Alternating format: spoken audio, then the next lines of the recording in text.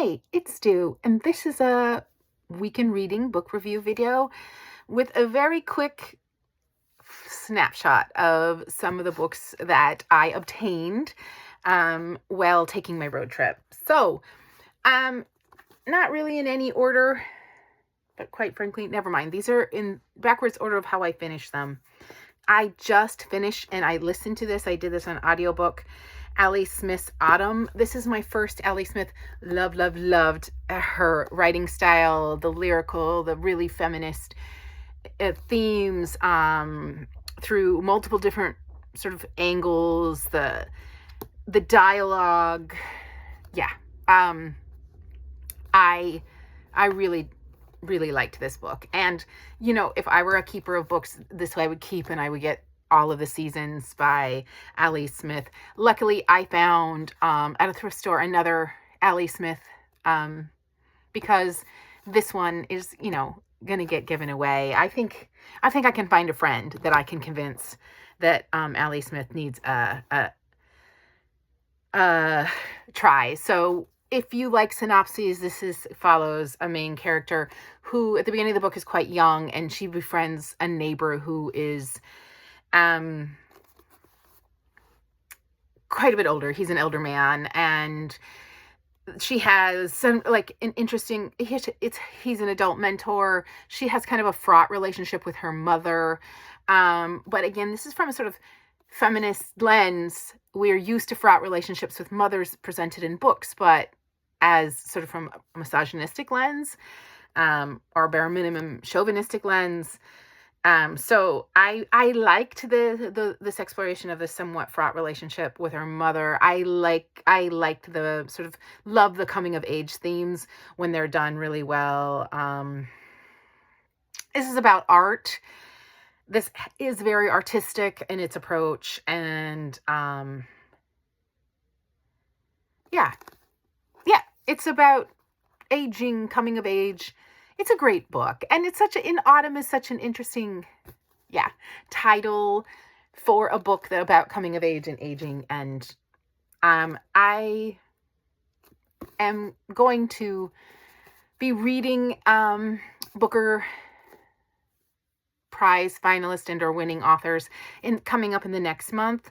So, you know, this would fit that category as well, but I decided to read it now. It's a really recent haul. So this one, I have spent like no time apart from holding it, talking to you about it. I've spent no time in this physical edition. But I owned it to, you know, either give money to, actually this was from a Little Free Library. So I got this from a Little Free Library. I'm going to give it to a friend or back to a Little Free Library. And yeah. Okay, next. Also procured from a Little Free Library.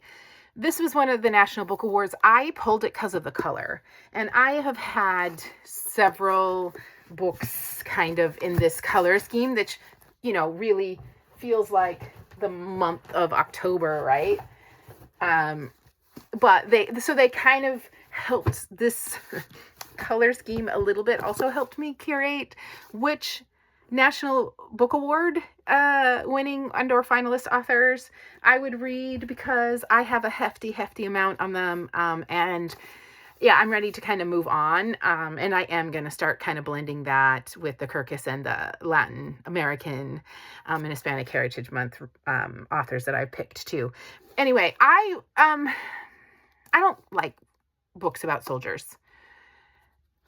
I can respect there's a lot to be examined there, as war is real and people have gone to war. And I am even a little not like, war isn't particularly even the setting that I like to spend. I would prefer to spend time with if I had all of the preferences.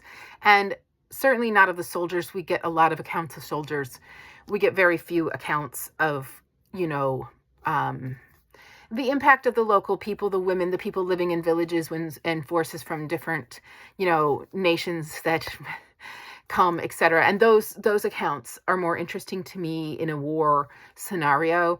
This is a book about soldiers, and Tom Wolfe writes on the front that it's All's Quiet on the Western Front of the American Arabs War. And yeah, it did have a lot of influence, I would say, from All's Quiet on the Western Front. Here we follow a soldier who is in the trenches of war, and I'm using that as the reference to All's Quiet on the Western Front, because Desert Storm 2 was not a trench warfare. But in the thick of war and young, and there's coming of age theme in this book as well. And then he's back home, trying to adapt to life and the things that he's done. And there's almost a little Antigone theme in here of like the rights of the dead.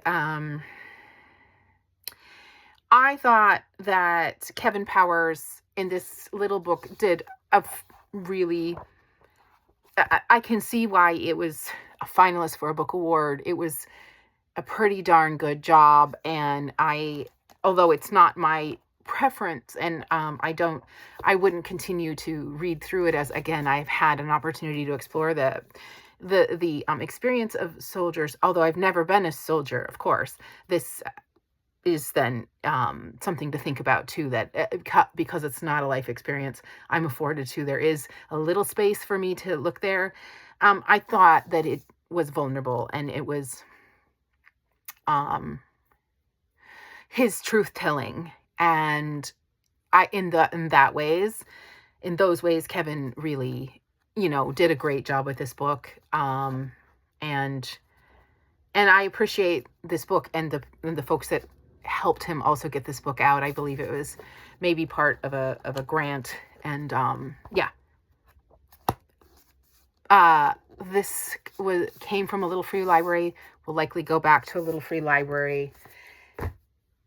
Sing Unburied Sing is definitely by far the book of this. If I were rating books or something like that, this is my top book. And this was almost like a redeeming moment after putting up with the abhorrency of Go Set a Watchman, which I'm going to talk about probably not that much, because I don't care to just be really critical or negative about my analysis. If I didn't like something, I can say a few words about why and then move on from it. I'd like to spend more time and more focus on what I did like and why I did like it. So Sing Unburied Sing by Jesmyn Ward. It's my first Jesmyn Ward. I'm so thrilled that I have more Jesmyn Ward on my shelf. I find her to be a remarkable author. This was a heartbreaking story to me. The magic realism in it really worked. It helped process concepts that are so difficult to process, and realities. And it just, the family drama, what it means to be family, what it means to let go, what it means to forgive yourself, what it means to forgive others. It's not that big of a book, and it's just packed with so much. And here we're following the two protagonists, really three, but mainly two throughout the book, which is Jojo, who is a 13-year-old boy. So there is a coming of age in this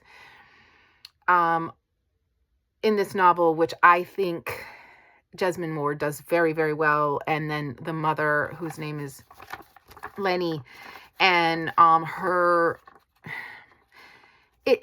think it is actually really interesting to look through these two points of view and what's happening in this book, because we often get one or the other, like the parents, about how they think their children are coming of age and what do they think is traumatizing for them or not, and then also the children. It does a great job, in my opinion, going back and forth between a young male point of view and an adult woman's point of view. I was able to really feel the characters. The setting is Mississippi, and in post-Katrina times, I could say, so contemporary times. And yeah, this is such a great book. And, you know, the world doesn't need me to continue to say that. I'm sure this is a well-received, critically acclaimed book. Yes, so much yes for this book. Likewise, Interior Chinatown by Charles Yu. This I listened to. This was a great listen. I don't think I'd be able to read it because of this font. And I'm starting to be not only a font, like, because some fonts give me headaches, but I'm starting to be a bit of a font snob. And, you know, if you listen to the announcement of the Booker shortlist this year, they talked about fonts really mattering. And I know why this font was chosen, but I wouldn't read in this font, like, with my eyeballs. That being said, this landed spectacularly well. As a listen, I really was engaged with the satire. I thought that it was kind of light and funny, at the same time pretty dense with its social criticism and somewhat complex. I thought that for a male writer, he presented female issues with some, at least, degree of attempt at them. And I can see why this was a National Book Award winner. I had a friend that said he saw the adaptation of this and even like the folks doing it. I was familiar with a couple of those names. And I said, I think if this were to be like in screen, it's too campy. And I appreciate anyone trying to make their money but it would be really hard. What this was able to achieve as literature was different than if you actually had to do those stereotypes to even hire actors to do the thing that you're trying to do. I think that it would end up being either campy or confusing or hypocritical. And so I haven't seen it. I haven't seen the adaptation. I'm not a big fan of adaptations from books. I know that people like to watch the book, watch the movie, or watch the series. I'm not a big fan, and I normally don't like even books that then are later adapted into some kind of screenplay or series, because I don't think that those two mediums complement each other very well. Like, for me, the tricks that work in literature work very well, and they don't translate into film. That's for me. Loved this book. This was a fun book. I've recommended this book to all my cinephile friends, and then the one that I did recommend said, oh yeah, I tried to watch it. I didn't like it that much. The series or the adaptation version of this. And I said, well then please give it a listen and see how you feel. It could be because it's not a reader friend, it's a watcher friend. Okay. Speaking of kind of satirical, maybe been a little bit campy for sure. Julie Chen is Dead by Lian Zhang. You know, it wasn't incredibly sophisticated, but it was one of those books that surprised me. And I really dig it when people can write a story using sort of like horror tropes or horror/thriller tropes, very contemporary lit. This is about a social media influencer. And I think then it has a kind of audience that can step into a little bit of literary fiction. I'm not even suggesting that literary fiction is the best kind of reading, but ones where people do think about some kind of introspection, reflection, and commentary around the society that they live in and the norms that they've accepted as true, etc. I think that is a great component of what books are for. And so I appreciate when someone kind of branches over into some deeper themes, even without I wouldn't call this incredibly complex. I found it entertaining in as much as that the pacing was short chapters, using kind of tropes to move the story along. Again, I'm not even a horror reader, but I've been reading more horror than I would have ever expected of myself lately. I thought this book worked. I did. I thought it worked. I thought it was a fun romp, and I got this from a little free library. And this is very contemporary. This book came out in 2024, 2025. So, 2025. So I, have to put it back in and hope somebody else, it's a very popular book, wants to grab it and have as much fun with it as I did. The last book I'm going to talk about, I did listen to. Reese Witherspoon read it, and that's Harper Lee's Go Set a Watchman. I was horribly mistaken before when I had said, I think even more than once, that this was published posthumously. It was published where Harper Lee was still alive. She didn't want it published, and then somehow it got published. So there's a controversy around it being published in her 80s when maybe she couldn't consent to publish. This, you can tell why. And this book was marketed and understood to be, and that's what I understood it to be until I was almost a third or more of the way into the book. And then I started to be like, this wasn't landing. This wasn't finished. This wasn't good. There's some good sentencing. You can tell the prowess of Harper Lee as a writer is there or emergent, but it really shocked me to be her sophomore novel, and indeed it wasn't. It was her first manuscript, and that's exactly why. The fact that, so here's a spoiler, the fact that Atticus is a Southern brand racist archetype doesn't surprise me. Critical thinkers would feel any of Atticus's characters would be, I mean, if you've been involved with concepts around, like, for instance, the white savior as a need of a character in a book, etc.,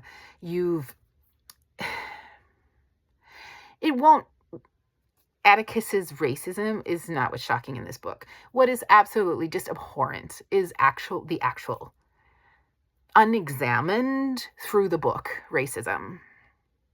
So I'm not suggesting that books shouldn't bear light on what is, by all intents and purposes, interpreted as racism. I think that books should be honest in that way and not try to minimize or gaslight even. It's not that. It's that this book was not critically analyzing. It was just being. And that was infuriating to read. Like, she wrote it in 1950. Some grace can be given. People move along in their life, right? But there was nothing interesting or new to explore from looking at the racist attitudes of 1950 as if it was something interesting to explore. I would not recommend this book to anyone. I think, for many reasons, it is not a good book. It is not the worst written book for sure. Even in the recent book reviews, there have been books that have been written more poorly, but it did a better job at humanity than this book. Okay, just quickly, and this is like rapid fire. I just want to give the highlights. So I hauled too many books. I had a really, really bookish trip. I went to Little Free Libraries. I went to thrift stores. I went to Friends of the Library. I went to a bookstore, where I had a $50 gift certificate, which for me is mega because normally I thrift books for $1 to $3, maximum like $5.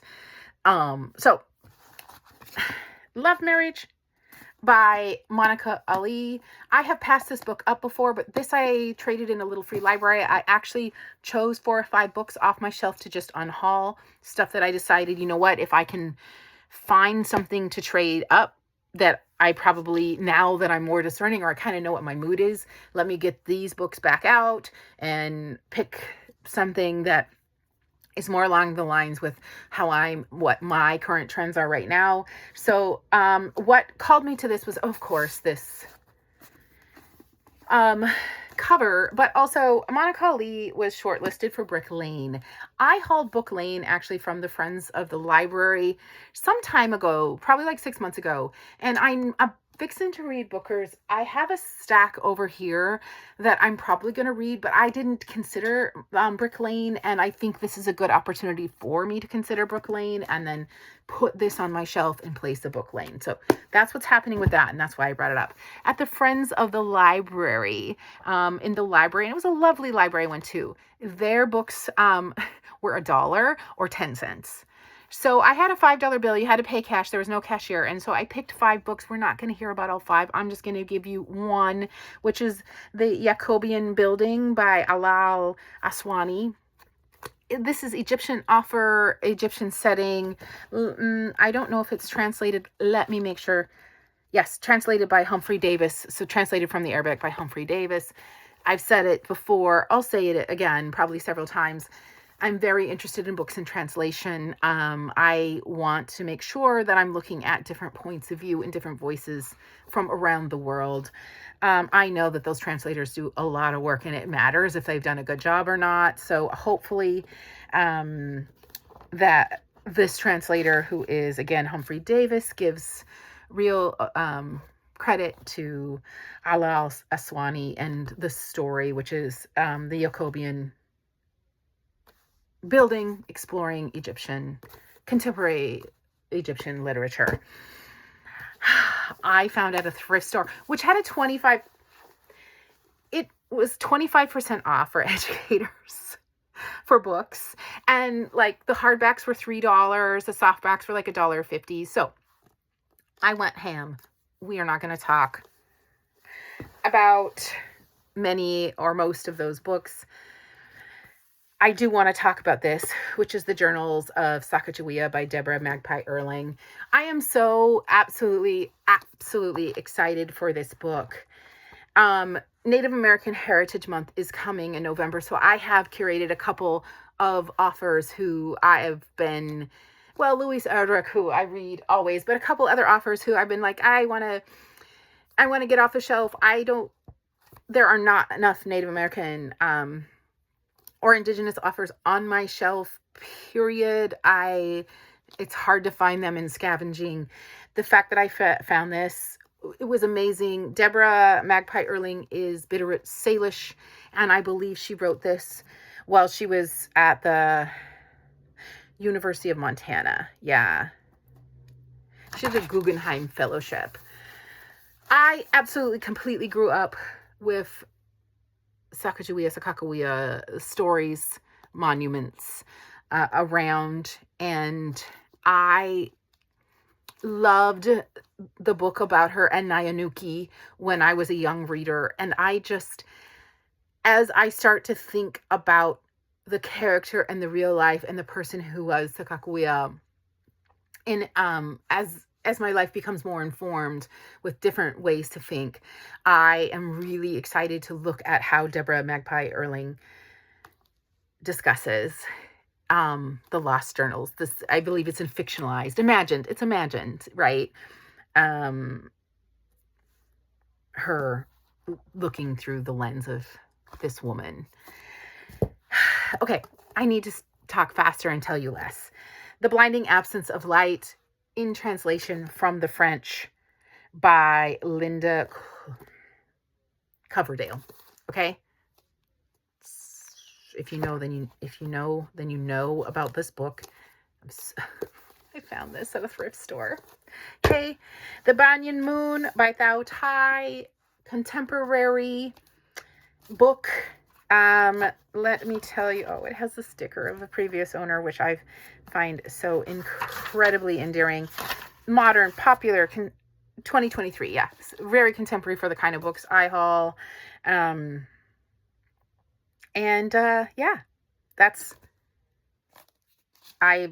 I decided to haul it for those reasons. Okay, the bookstore. So when I went to the bookstore with my gift card, I said, I'm going to get books that I have had in my mind and just haven't seen at the Friends of the Library, little free libraries.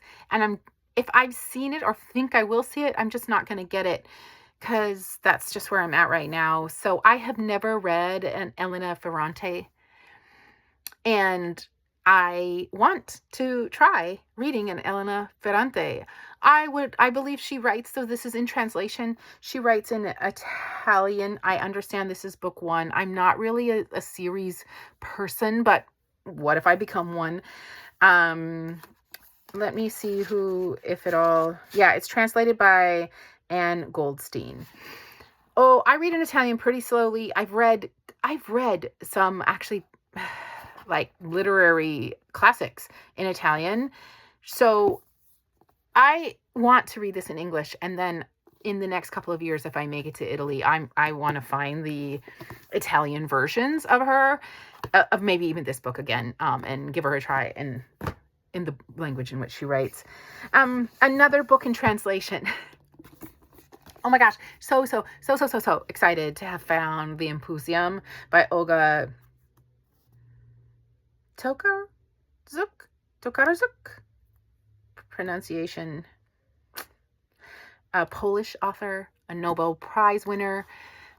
Absolutely, if they had Run Your Plow over my bones, I would have gotten that too. But this is translated by Antonia Lloyd-Jones. This is sort of written with the tropes of horror, but it's really interrogating the misogyny in literature. And I just couldn't be... I've talked about wanting this book for a long time to people and said, if I ever, because I'm not doing special orders, not buying books new, if I ever find that book, I am going to just lose my mind. And I did today, and it was used, and I used at a independent bookstore in a lovely neighborhood with a lovely owner who I spent a lot of time talking to, that I used my birthday gift certificate for. I also found at that same bookstore used this signed copy of Edition by Kate Kitamura. Oh, did it get shortlisted? Those of you who know this. First of all, this is 2025, and this was definitely long list, I think shortlist for Booker. So the fact that I have found such a contemporary and sort of relevant, talked about book in my sort of thrifting, cheap or free scenario is just, what?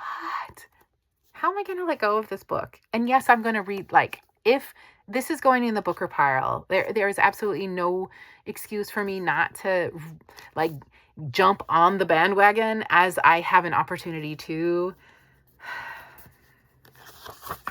And it's signed. Once this is done, it's going to get donated, I think, to the Friends of the Library. They charge quite a bit more for signed copies, and I support that. Anyway, last but not least, for my $50, and literally those 4 books came to just over. I had some change to give. Had some change to give for $50. Sorry, I'll finish my sentence. Another signed copy.